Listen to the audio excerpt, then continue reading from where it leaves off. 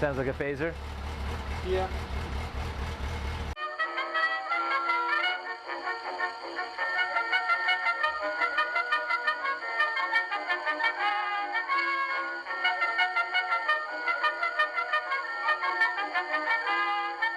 Hey everyone, it's Dick here. Today I'm riding a 1992 Yamaha GTS 1000. Produced between late 1992 through 1999, the GTS 1000 is a liquid-cooled inline 4-cylinder electronically fuel-injected engine, putting out 102 brake horsepower at 9,000 RPM and 106 Newton meters or 78.2 foot-pounds of torque at 6,500 RPM. It is 5-speed, chain-driven. It has ABS, which was unusual for the time. It has a catalytic converter, also rare for the time. It has a 31-inch seat height and a 59-inch wheelbase. It weighs 553 pounds without fuel and has a 5.3-gallon fuel capacity. It has 17-inch wheels front and back, although the 180 rear tire makes the rear sit a little taller than the 120 front. It has monoshock rear suspension. The front brake is a 6-piston caliper on a 330mm single disc. What else can I say about this bike? Let me see. Anything else? I think that's it. Oh wait, I guess I should mention the Parker design RADD single-sided front suspension, known as a parallel arm front end. James Parker's RADD suspension was the future back in the 90s. Designed to eliminate telescopic fork suspension, RADD suspension changes the angle of the force hitting the wheel away from the steering mechanism of the motorcycle and into the frame. Other than inspecting the knuckle arm joint every 8,000 miles, the RADD suspension didn't require as frequent or as involved maintenance or servicing as front fork suspension. And other than the RADD suspension prematurely wearing front tires, there was very little criticism of the system beyond its high price. The suspension, along with all of the other cutting-edge, now commonplace technology, put the GTS's sticker price up to $13,000 new in 1992, which is why it was only imported in the USA for a year and ultimately ended its run in 1999. Despite the short-sightedness and shallow pockets of the Americans, this GTS survives, and I'm thrilled to take it for a ride.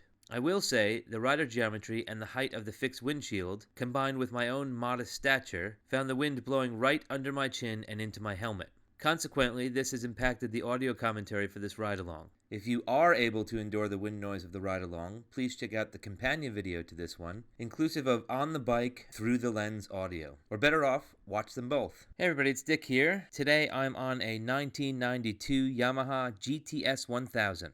This bike belongs to the proprietor of Lane's Yamaha in Watkins Glen, New York, Mr. Keith Lane, and when I was over there over the summer, he kindly let me take his bike out for a ride. The GTS 1000 is what we in the motorcycling community call a unicorn. It is a lottery bike. If you were to have a motorcycle or a list of motorcycles that you would buy or you would track down and find and buy if you won the lottery, this bike is on a lot of lists, and it's definitely on my list. Not so much because of its performance. It's kind of a heavier version of an FJR 1200 or a Phaser 1000. It does run the Phaser 1000 inline 4 engine from the 90s, which is notorious for leaking oil. I've been told that this engine hasn't leaked a drop of oil, which means that it's much more of a peach than I thought it was before I got on it. It is a sportier sport tourer where you're leaned forward a bit more. You have a long tank, full fairing, car mirrors, electronic fuel injection, ABS, and a lot of other stuff that bikes have now as a matter of course, but didn't have in the early 90s. The bike was only imported to the United States from late 1992 to 1994. Its official release date or launch date in the United States was 1993, and then it stopped being offered in 1994. It was offered elsewhere in the world, especially Europe, until 1999. It's dangerously quick. How fast you're at top gear and going fast on this bike is unbelievable. But it's so long, it's so low, and it's so incredibly stable. This is the quintessential sport tourer. But what made this bike unique, what makes this bike the lottery bike, the unicorn that it is the single-sided swing arm that it has on the front wheel. It has a single-sided swing arm and shock. It doesn't have forks. It's kind of a Yamaha version of a telelever, but even the telelever is higher up and more vertical than what's on this bike. This bike has a low-mounted, wide-gauge, single-sided shock that is more relaxed in its angle. It's not parallel, it's not horizontal, it's not vertical. Its relaxed shock angle sends the force from the road right into the frame, so you get more of the force hitting you in your rump as opposed to your handlebars. There is no fork dive because there are no forks. And this design is still revolutionary. And I think the only reason that it didn't really take off was its cost. It was an expensive motorcycle to build, and the cost didn't really justify the stability that it was claiming, specifically under braking. Yamaha claimed that the single-sided shock on the front end would increase stability for the rider, specifically under braking. And I don't think it was so revolutionary or such an improvement in performance that justified the cost over traditional forks. There have been a couple of bikes in the past that have had single-sided swing arms or monoshock designs. The Bimoda comes to mind, the now defunct Italian motorcycle company, which was also a lottery bike. What I found interesting on my ride was the amount of vibrations I was getting in the throttle hand, a little bit in the clutch hand, and through the pegs. I was leaning forward on this bike because of the geometry, the sportiness of this sport tourer. It reminded me of a kind of Hayabusa geometry, or those ninja sport tourers by Kawasaki, with your hands way out front, leaning on your wrists, and your back arched like some supermodel. Despite the sporty geometry, it's a very comfortable geometry, and I know that Mr. Lane has ridden this down to Georgia in November, so it's a proven long-distance tourer. And I don't think that my back would be too strained or stressed over the long distances either, but that vibration in the throttle hand would get to me, I think. It's a lot more vibey than I anticipated. And the only reason I'm mentioning the vibrations is because I didn't expect to experience them at all. The non-adjustable screen and the vibrations made this a lot less comfortable to ride than I expected. The seat was cushy. This bike has the Corbin aftermarket touring seat on it. The original stock seat was notorious for wearing out prematurely and being uncomfortable from the beginning. I've never sprung for a Corbin seat on any of my bikes because they're so expensive, but whoa, can I see where the money's being spent, because that one was comfortable. It's an incredibly fast motorcycle. It's sleeper fast. I felt like I was going 30 when I was going 65. I looked down at the speedometer, I was in top gear, and I was going over 70. I was loping through the turns, completely ignorant of the speed because of the comfort at speed that the bike had. It was so planted, it was so plush, it was like someone else was riding it, and I was just along for the ride. I had just gotten off the VMAX, and I said that the VMAX was a bike you needed to respect, and to be in the ride 100%. And Kyle, the owner of the VMAX, said that you have to pilot it. You have to pilot the bike, and I'd agree with that. It's very much an apt description, or apt observation, that you have to pilot the VMAX. Where the GTS 1000 is so plush and so comfortable, the only input you need is to make sure you're restraining yourself from going too fast. It's not an aggressive bike, and it hauls. I'm sure it can go like a bat out of hell with a more aggressive rider than me on it, and I'm sure someone will be able to thrash the thing, but I don't think that this thing is designed for thrashing. I think the GTS 1000 is sophisticated. You forget the fact that there's an engine underneath there because of how smooth the fairings are, how everything fits into each other. It's almost spaceship-like in how it clicks together. It would daunt me to do any maintenance or mechanics on it because I would have to penetrate this shell of smooth 90s melted jelly bean wonderfulness. I would have to disrupt the beauty of it. It is very much a sophisticated and grown-up motorcycle. It's mature. It's a motorcycle that's owned by someone who will never turn a wrench. And I don't mean to disparage Keith Lane, who I know is an accomplished mechanic, and he will definitely turn the wrench on this bike, but I think most of the people who would buy this, most of the people who would own this, or the original target market for this bike, would be people who would bring it in for scheduled service and not know what happens under the fairings, not know what happens under the plastics. And being honest, I feel a bit daunted by it myself. Even looking at it, looking at the geometry before throwing my leg over it, I was daunted by the stretch of it. I was daunted by the length of it. I was daunted by the glitz of it,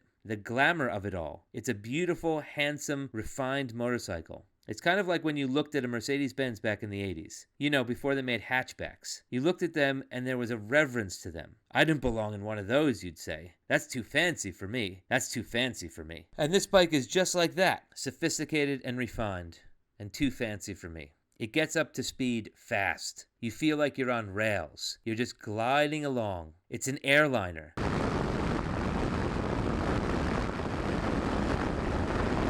It goes. It goes there quickly. It gets up to speed fast. It gets up to speed fast. But you feel like you're on rails. You're just gliding along. This is an airliner. You're just gliding. It's so plush. It's so comfortable. There's no...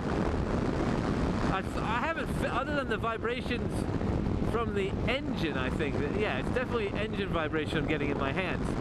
I have not felt the road. Other than the vibrations from the engine in my hands, I did not feel the road. I did not feel one input, one undulation. It was all smooth, like floating on air. It's an airliner. I felt like I was crawling around the turns and that I should increase my speed. And then I would look down at the speedometer and I was actually going faster than I would normally go around those turns. It is a really unique ride experience, and I don't think I've ever experienced a ride like that before. He did warn me before I took it out that the brake lever and pedal are spongy, and I think that's being kind. They're soft. I feel like I'm bottoming out the pedal, and I feel like I'm about to hit the handlebar with the lever.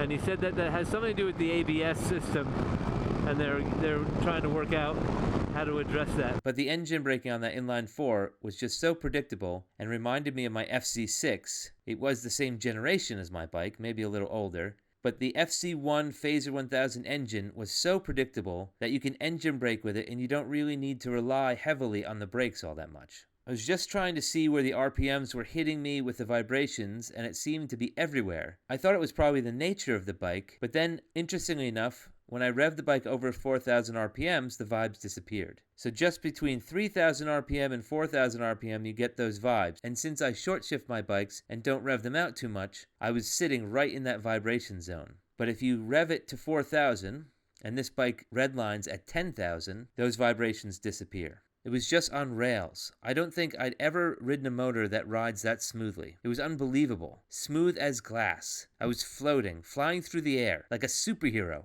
And you're going so incredibly fast and you realize you don't have any brakes. A little taller than I anticipated. I'm kind of on the tips of my toes. Not so much of a lean when I'm flat on one side or the other. I'm always curious about the bikes that don't make the grade in the US. The ones that are beloved elsewhere in the world, especially Europe. The ones that should really do well in the American market and just never do. They're there for a year or two as a test case and then they disappear, and just a lucky few have them sitting in their garages. Like the Transalp. You can't get a Transalp in the United States. They stopped importing them back in 1989. I think it was imported for 2 years maybe. This one was a year and a half. This bike should be one of the best sellers. I mean, I can understand for 1992, even now, because of the technology built into the front end, they probably priced themselves out of the market. They did something so unique, so revolutionary, that it, one, scared off the tried and true motorcyclists who don't necessarily like all that much innovation or change, and two, they priced out anyone who would have actually bought it. It was so smooth that the only distraction was the slight vibration in the handlebars, and I looked to see if there was some sort of bar end dampener, which there was. But before I'd noticed that, I was seriously thinking of what kind of vibration dampening solution could be installed on the bike, because it was the only drawback that I found. I was even getting used to the geometry and leaning out, and I was learning how the brakes were working. So really none of those things should have been issues for me. I'm just commenting on the vibrations because the bike was so smooth otherwise that any sort of interruption to that floating sensation, that levitation, that weightlessness was very apparent. It's kind of like the princess and the pea. The bed is so comfortable, and then someone puts a pea under the mattress, and this princess can't sleep through the night. And I think really that's what it is. These vibrations are the only thing that's interrupting this wonderful night's sleep. But like I said, once you get over 4,000 RPMs, and it's easy to get over 4,000 RPMs on this, those vibrations disappear. Red line's at 10.5 up to 12. So you can easily get over 4,000 RPM on this. And there's a lot of power. I mean, look at that. I was going to say those forks lift, but that's not a fork. That's suspension lifts. And you can see the front end coming up.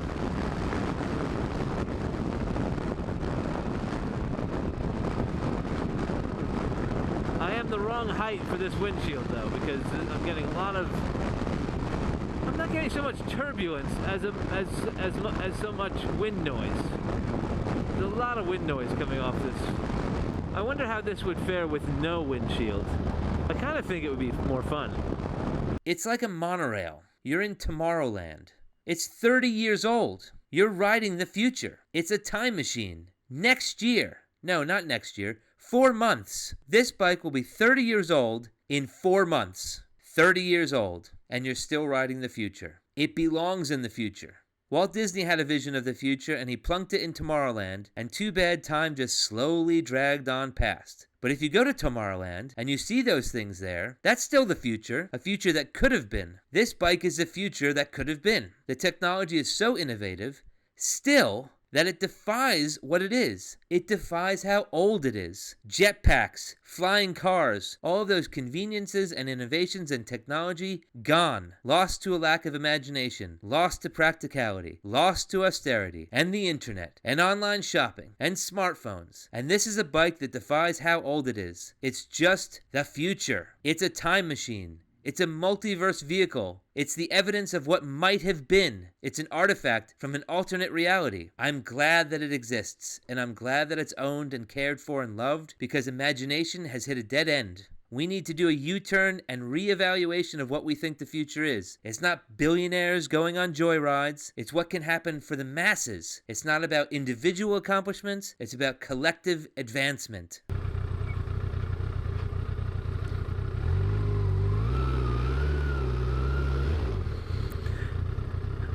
This is where I see how long it is. And heavy. Be forgiving.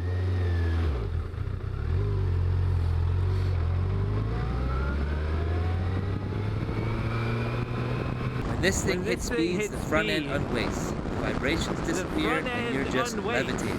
It's almost like you're on a flying motorcycle. You're in an airplane. There's very little input required to slide through the turns. There's very little other than wind noise happening to my helmet. There's no turbulence. The vibrations in the handlebars disappear and you're just gliding through the air. You're just floating on the air. It's a very unique motorcycling experience. Most motorcycling experiences I've had that were memorable were the ones that you feel the experience. You feel the rumble, you feel the wind. This is the polar opposite. It is the antithesis of a motorcycling experience. You are weightless, and it's disorienting. It's counterintuitive, but it's familiar. It's almost like those dreams you have when you're flying. You know it's unnatural, you know it's not possible, but at the same time, you know how to maneuver. You know how to go faster and slower. You know how to stop and land. You observe and levitate. It's sublime.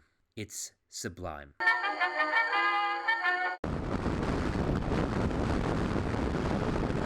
So I'm just going to put my seat back here, and I'm just going to take a nap before we land. If you like that video and you want to see more like them, hit like, share, and subscribe.